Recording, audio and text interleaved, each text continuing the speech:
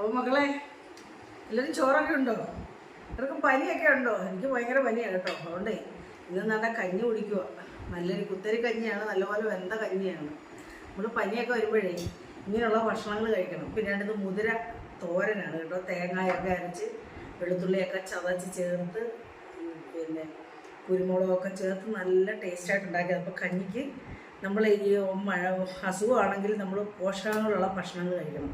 അപ്പോൾ ഇതിന് വളരെയേറെ പോഷകഗുണങ്ങളുള്ളതാണ് നമ്മുടെ മുതിര. അതുപോലെ ചെറുപയർ അല്ല.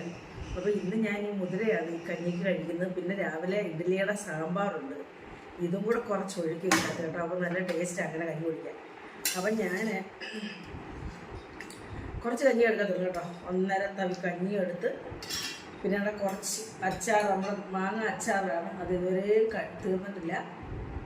മാങ്ങ അച്ചാറും പിന്നെ അവിടെ പപ്പടം, ഇതൊക്കെ കൂടെ കൂട്ടി കഞ്ഞി കുടിക്കാൻ വളരെ ടേസ്റ്റാണ്. ഞാൻ ഇച്ചിരി സാമ്പാർ കുടിക്കുക. നല്ല സാമ്പാർ കേട്ടോ, പരിപ്പൊന്നും ചേർക്കാത്ത നല്ല സൂപ്പർ സാമ്പാർ. അപ്പം ഞാൻ ഇതും നാണ്ട് ഈ മുതിര ഇത് ടേസ്റ്റാണ് കേട്ടോ.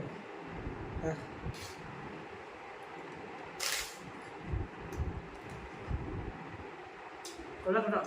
എല്ലാവരും പനിയൊക്കെ വരുമ്പോൾ ഇങ്ങനെ കഴിക്കണം. ലൈറ്റായിട്ടുള്ള ഭക്ഷണം. എനിക്ക് വയ്യായിരുന്ന ഭക്ഷണമൊന്നും ഉണ്ടാകും. മീൻ കിട്ടിയായിരുന്നു, പക്ഷെ അത് പട്ടിക്കും പൂച്ചക്കൊക്കെ വെച്ച്. അപ്പോൾ ഇന്ന് കഞ്ഞി ആവട്ടെ എന്ന് വിചാരിച്ചിരുന്നു. അപ്പോൾ ശരി മക്കളെ, ശരി കേട്ടോ.